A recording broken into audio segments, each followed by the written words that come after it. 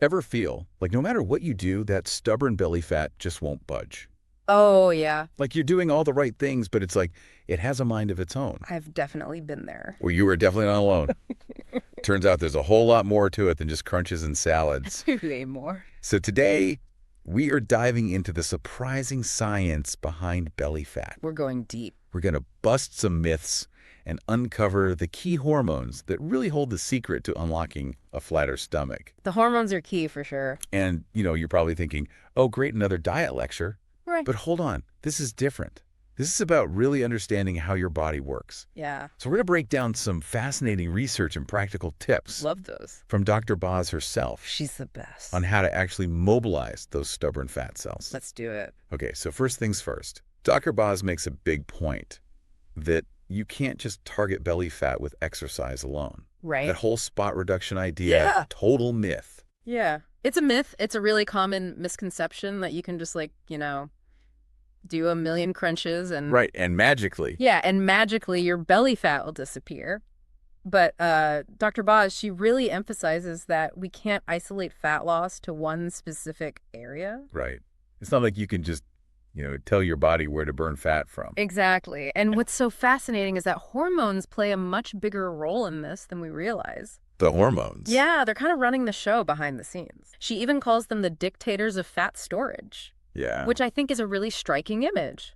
It is. I mean, it kind of makes you... It makes you think about it differently, right? Does. It's like, who's really in control here? Right. Is it us or is it our hormones? And she dives deep into one hormone in particular, right? Yeah. Cortisol, It's the stress hormone. Oh, yeah. Everyone's favorite.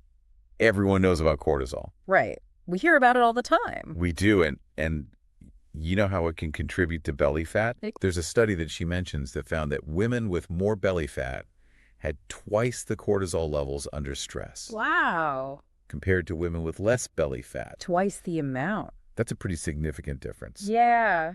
That really highlights the connection between chronic stress Right. and increased belly fat. When we're stressed out, our bodies pump out cortisol, and that can lead to fat being stored, particularly in the abdominal area. So you're saying that stress is basically telling our bodies to hold on to that belly fat.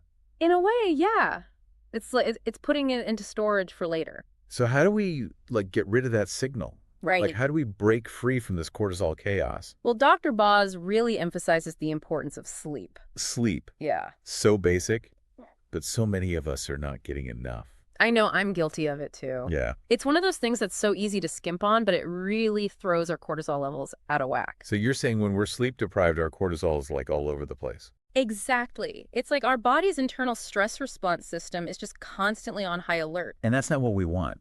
No, not if we're trying to manage belly fat. Right. So we got to prioritize sleep. Prioritize sleep. But here's where it gets a little interesting. No. Dr. Boz also suggests intentionally spiking cortisol in the morning. Wait, what? Spiking cortisol intentionally? Yeah, I know. It sounds counterintuitive, right? It does. Why would we want to stress ourselves out on purpose? It seems crazy, but think of it like this. Exposing yourself to sunlight first thing in the morning or doing a quick burst of exercise can cause that temporary cortisol spike. Okay. And that actually helps to regulate your cortisol rhythm throughout the day. So resetting our internal clocks. Exactly. It's Yeah. like giving your body a clear signal of when to ramp up cortisol and when to wind it down. So a little bit of stress in the morning A little bit. can actually be a good thing. Exactly. It's Yeah. all about balance. Now, on to another point that Dr. Boz makes. Okay. She talks about the role of fructose, Fructose? and she doesn't hold back. She calls it evil. She does. And she's not just talking about the obvious culprits like soda and candy. Right. She's talking about all the hidden sources of fructose that we might not even be aware of. Like where? Like in processed foods and even in some seemingly healthy things like fruit juices. Oh, wow. So it's lurking everywhere. Pretty much. And what's alarming is that research suggests fructose can be particularly bad when it comes to belly fat. Really? Yeah. There was a study that Dr. Boz mentions where people who drank fructose-sweetened beverages gained more belly fat compared to those who drank glucose-sweetened beverages, even though their overall weight gain was similar. So it's not just about the calories, it's about how our bodies process these different types of sugar. Exactly. It seems like fructose is more likely to be stored as belly fat. Wow. And here's where it gets really mind-blowing. Okay, tell me. Our bodies can actually turn excess glucose into fructose, too. That's right. It's a bit of a sneaky trick our bodies can pull. It is. So even if we're not consuming fructose directly, Hmm? we could still be creating it internally, Exactly. And that's especially true if we have high blood sugar. which a lot of people do. Yeah, unfortunately. So our bodies might convert some of that excess glucose into fructose, Right. which we already know can be a problem. Not good for that belly fat. And this is where insulin comes in. Insulin. The mothership hormone. The mothership hormone, Dr. Boz calls it. I love that name for it. It's a good one because it is essential. It is. It helps our cells use glucose for energy. Keeps everything running smoothly. But when insulin levels are chronically high, that's when we get insulin resistance. Right. And that's a big problem. It is, because it means our cells aren't responding to insulin as well as they should. Yeah, they become desensitized to insulin's signals, so to speak. And that leads to all sorts of problems. It does, like elevated blood sugar levels. Uh-huh. And you guessed it, increased fat storage. Especially around the belly.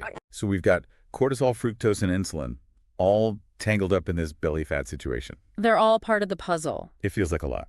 It is a lot, but remember, knowledge is power. Right. The key takeaway here is that it's not just about what we eat, it's about how our bodies process and store energy. So what can we do about it? What are some practical steps that people can take? Well, managing stress is huge. We've got to find healthy ways to cope with stress so our cortisol levels don't go haywire. Oh, yeah. And of course, getting enough sleep is crucial. Yeah, we talked about that. Can't emphasize that enough. And then being mindful of our fructose intake. Yes, even those hidden sources. And then learning more about insulin resistance Mhm. and what we can do to improve our insulin sensitivity. All of these things can make a big difference. So are you ready to finally say goodbye to that stubborn belly fat? I know I am. It's not about fighting against our bodies. Right. It's about understanding how they work and working with them. Exactly. It's a partnership. And if you want to explore a fascinating weight loss approach that leverages some of these hormonal principles we've been talking about, check out the link in the description to learn more about the Japanese water loophole. It's really interesting stuff. I think people will be amazed. I think so too. Thanks for joining us. Thanks for having me. This was fun.